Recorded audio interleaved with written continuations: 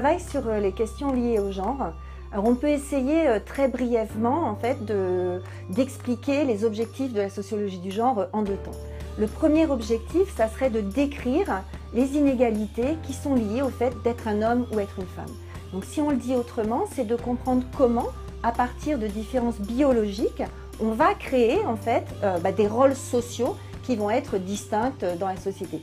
Comment, par exemple, une femme devrait s'occuper des enfants, qu'il s'agisse des siens ou de ceux des autres, et comment on pense que les hommes doivent au contraire être dans l'ambition, le leadership, etc.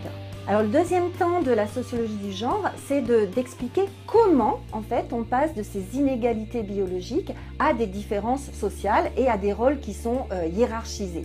Alors c'est en fait prendre au sérieux la fameuse phrase de Simone de Beauvoir, « On ne naît pas femme, on le devient », et on peut dire « On ne naît pas homme, on le devient », et de comprendre comment, par son action répétée et incessante, la société va créer des hommes et des femmes conformes. Et là, on a un concept qui est extrêmement important, c'est la socialisation. Donc, qui va passer par l'étude des catalogues de jouets, l'étude des livres pour enfants, etc. Il ne s'agit absolument pas d'inverser les rôles. En fait, le but de ces études de genre, c'est d'ouvrir l'espace des possibles et l'espace des choix pour les femmes, mais aussi pour les hommes. Par exemple, penser qu'un homme peut très bien prendre dans le domaine du travail un temps partiel sans que cela nuise à sa carrière. Ou inversement, qu'une femme peut partir une semaine en colloque sans qu'on se demande mais qui donc va garder les enfants. Alors moi, je fais de la sociologie parce que je pense qu'il est vraiment primordial de réfléchir à ce qu'on appelle le naturel de l'évidence et l'évidence du naturel. Donc en fait pour ça, c'est vraiment important d'avoir des vraies méthodologies d'enquête parce qu'il faut qu'on lutte contre nos propres idées reçues et nos propres stéréotypes. Alors une première méthode sont les questionnaires qui permettent justement de donner des statistiques et de donner des chiffres qui vont montrer ces inégalités dont je parlais tout à l'heure. Une autre méthode, ce sont les entretiens.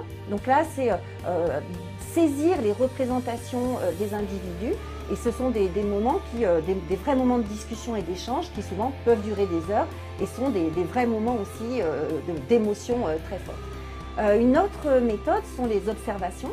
Donc là, c'est aller voir très concrètement comment se passent les interactions entre les personnes, les adultes, les enfants, dans une classe, dans une cour de récréation, etc. Et puis le dernier exemple, ce sont les études de corpus.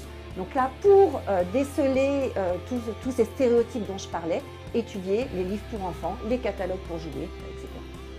Alors, ce qui nous fait avancer quand on est sociologue, c'est se dire que tout ce que la société fait, elle peut le défaire.